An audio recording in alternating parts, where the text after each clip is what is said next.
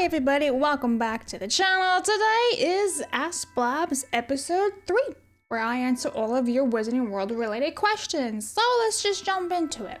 Alright, Apoc Black says, what is your most expensive item in your collection?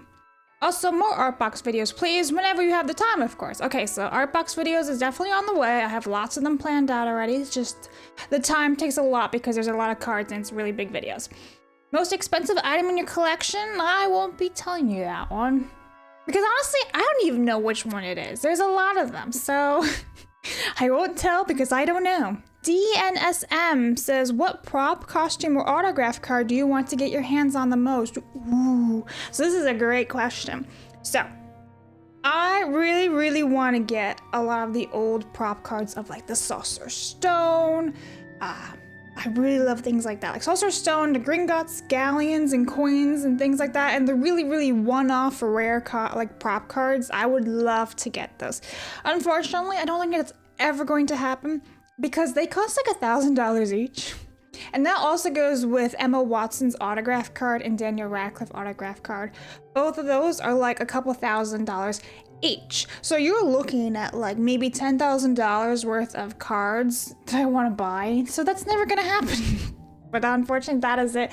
As for like a costume card, so I really am trying to focus on getting like different characters. So I would love to get one of Snape. There's only one type of costume card that exists of Severus Snape, and that's in Deathly Hallows. And it's pretty hard to find, and that one goes for a couple $100 to $1,000. So I'd love to get that one as a costume card. That'd be fun. Do you collect any figures too, or just statues? Okay, so what do you mean by figures? Do you mean like action figures? Because I got tons of the old Mattel ones and things like that.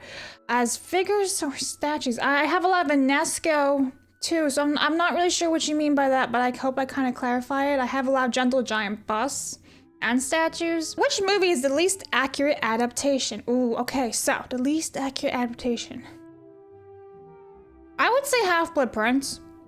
Because you have the stupid Weasley Burrow scene that everything is on fire that never happened. You don't even have the ending battle where there's no Bill Weasley, there's no Fleur. So like to me that one's the worst, and the whole Ginny Harry thing is god awful. So I would say the least best adaptation would be like Half-Blood Prince, Deathly Hallows Part 2. Yeah, I would have to say those. What do the house elves do with the sock? They wear it. Do you listen to the Harry Potter audiobooks? If so, do you prefer the Jim Dale or Stephen Fry version? So I love the Harry Potter audiobooks. I've been listening to them for years. I love the Stephen Fry version. I don't even think I've ever listened to the Jim Dale ones, but I've heard like bits and pieces, and he sounds so weird. Like he like talks in a really weird way and like breaks up his sentences so odd in my opinion that it's just, I don't know, it's I don't like it, no.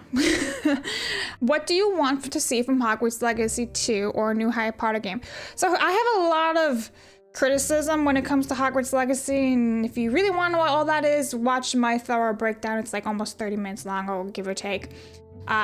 If I wanted a Hogwarts Legacy 2, which I kind of don't because of how bad I thought Hogwarts Legacy the first one was, I would want a game actually be in Hogwarts. I would want to do classes and things like that and be a student rather than finding a random person to duel in the middle of nowhere that shouldn't exist.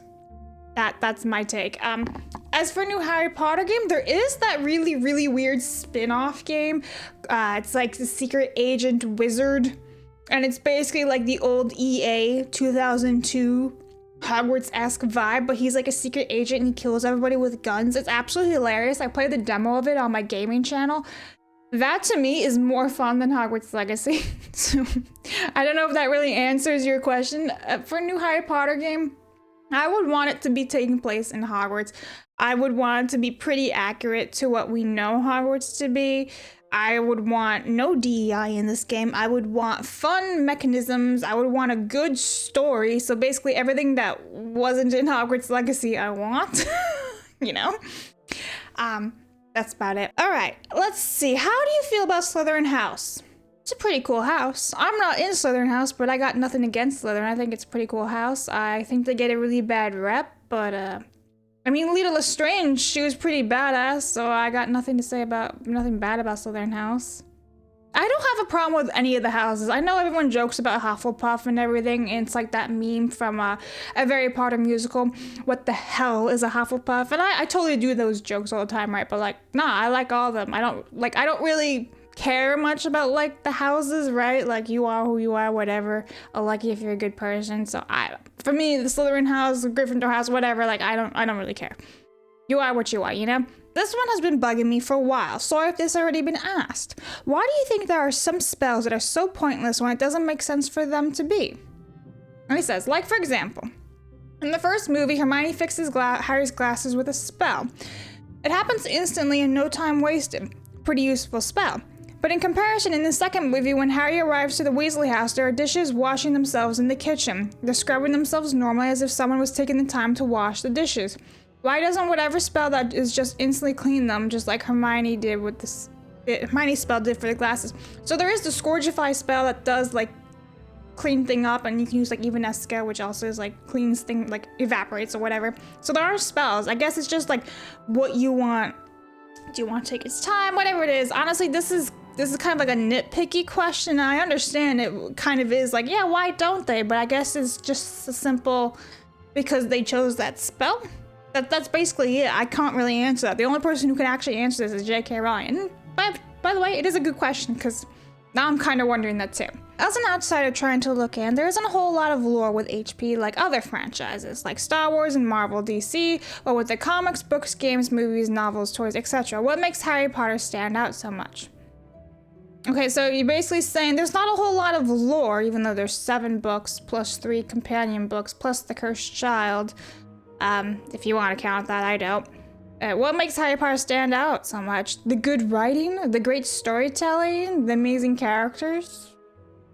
Have you read the books? If you could attend another magic school besides Hogwarts, which one would you like to go to? Okay, the one in Japan. Let's all go there, guys. I'm just saying. Let's all just go back to Japan. This one makes me laugh, and it's not really like a question to be answered. It just says, how does Snape show his dark mark if he's black? That's hilarious. All right, how would you deal with the ongoing segregation of muggles in Wizarding World? Okay, well, I'm fine with it, actually.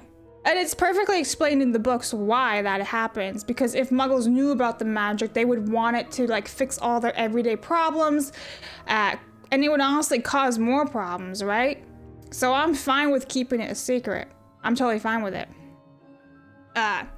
Yeah, I hope that helps. How does Hagrid go number 2? The guy's the size of a tool shed. Does he have a special toilet?